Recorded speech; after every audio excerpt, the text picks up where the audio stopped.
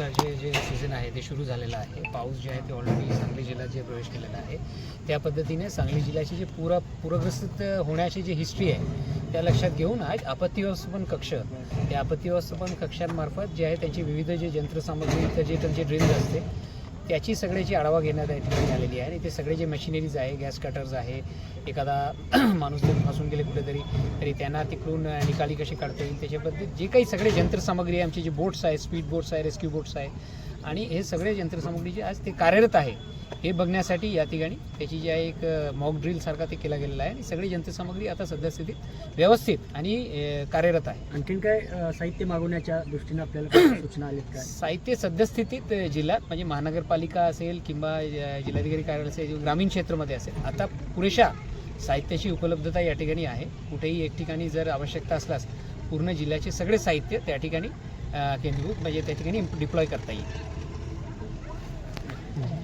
कशी आहे सज्ज? आज माननीय जिल्हाधिकारी महोदय, जिल्हाधिकारी कार्यालय, महानगरपालिकाच्या आपत्ती व्यवस्थापन कक्ष या दोघांच्या संयुक्त विद्यमाने इथे रंगीत तालीम घेण्यात आलेलं आहे. ह्या अनुषंगाने जसं सरांनी ऑलरेडी सांगितलेले की पूर परिस्थितीचं सांगलीमध्ये प्रत्येक वेळी आपण त्या हिशोबानं तयारी करतो. सर्व जे आपल्याकडे यंत्रसामग्री आहेत ते सुव्यवस्थित आहेत किंवा कसे, आपल्याकडे किती बोटी आहे ते चालू अवस्थामध्ये आहेत किंवा कसे, आपलं सर्व अधिकारी कर्मचारी ह्यांची तयारी आहेत त्याच्या पूर्ण इथे आज रंगीत तालीम घेण्यात आलेली आहे. तर सर्व सांगलीकरांना आम्हाला नम्र अनुरोध आहेत परत की पूर परिस्थितीमध्ये आपल्याकडे आपत्ती मित्र ॲप आहे, त्या अनुषंगाने आपण सर्व माहिती त्यामध्ये तासांनी तास देणार आहोत. तर काही मिसइन्फॉर्मेशन न पसरता त्यामध्ये जे काही आपण माहिती देणार आहोत त्या अनुषंगाने सर्वांनी काळजी घ्यायची. प्रशासन सुसज्ज आहे. तुम्ही सर्वांना ह्यामध्ये पूर परिस्थितीमध्ये सर्व काही सुविधा उपलब्ध करून देण्याचं सर्व रूपाने प्रयत्न करणार आहोत. सांगलीमध्ये अशी काही भाग आहेत की जिथे 30 फूट ते 35 फुटावर पाणी नागरिकांच्या घरी जाते, त्या ठिकाणी तुम्ही काय असं वेगळी मोहीम राबवणार आहेत का? नागरिकांना लवकरात स्थलांतरित होण्यासाठी काय आव्हान करणार आहेत?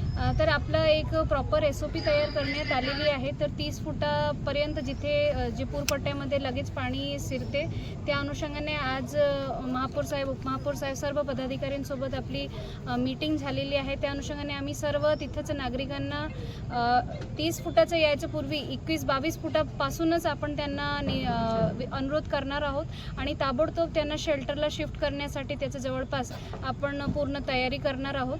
आपलं त्याच अनुषंगाने जी मी सांगलीकरांना रिक्वेस्ट केलेली आहेत की जेव्हा प्रशासन आपल्याला विनंती करते की आपण इमिडिएटली शिफ्ट व्हा, तर पूर्ण पाणी घरापर्यंत शिरण्यापर्यंत वाट न पाहता इमिडिएटली प्रशासनाने नेमण्यात केलेल्या ठिकाणी शेल्टर निवारामध्ये आपण शिफ्ट व्हावी. तिथे सर्व काही आपण सुविधा उपलब्ध करून ठेवलेले आहेत, तर आपल्याला काही अडचण होणार नाही.